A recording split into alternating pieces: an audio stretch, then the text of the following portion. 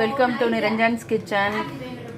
சூப்பரான இன்றைக்கி பூண்டு கார வறுவல் சாப்பக்கிழங்கு கார வறுவல் பார்க்க போகிறோம்.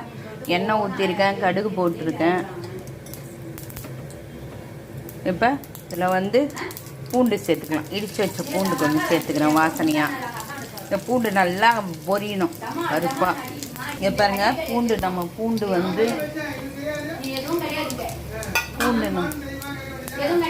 இப்போ இது கொஞ்சம்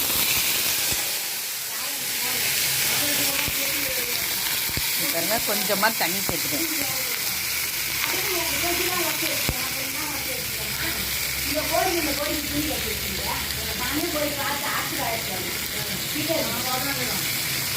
இந்த மிளகாத்தூள் போட்டு கொதி விடலாம். உப்பு சேர்த்துக்கலாம். இது பூண்டு வாசனையோட செம்ம டேஸ்ட்டாக இருக்கும். இந்த சிம்பிள் டிஷ்ஷு தான். உப்பு போட்டுக்கலாம். இப்போ இது பூண்டு மசாலா நம்ம இது மசாலா இந்த அளவுக்கு சுண்டிடுச்சு. இப்போ இந்த ஸ்டேஜில் நம்ம சாப்பங்கிழங்கு சேர்த்து நல்லா மசாலா வறுத்துக்கலாம். இது ட்ரைப்ளே கடாயின்றதுனால கொஞ்சம் ஒட்டாமல் இருக்குது. நீங்கள் கடாயிலே கூட இதை பண்ணலாம். சூப்பராக இருக்கும் இந்த மசாலா. இந்த பாருங்கள் எவ்வளோ கலர்ஃபுல்லாக இருக்குது பாருங்கள். சூப்பரான தேனை பூண்டு சேனை வறுவல் சூப்பராக. அந்த பூண்டு வாசனை அவ்வளோ அரோமேட்டிக்காக இருக்கும் சாப்பிட்றதுக்கு. தயிர் சாதம், சாம்பார் சாதம், புளிக்குழம்பு எல்லாத்துக்குமே, ரசம், இது எல்லாத்துக்குமே சூப்பராக இருக்கும். சூப்பரான நம்ம சேனை வறுவல்.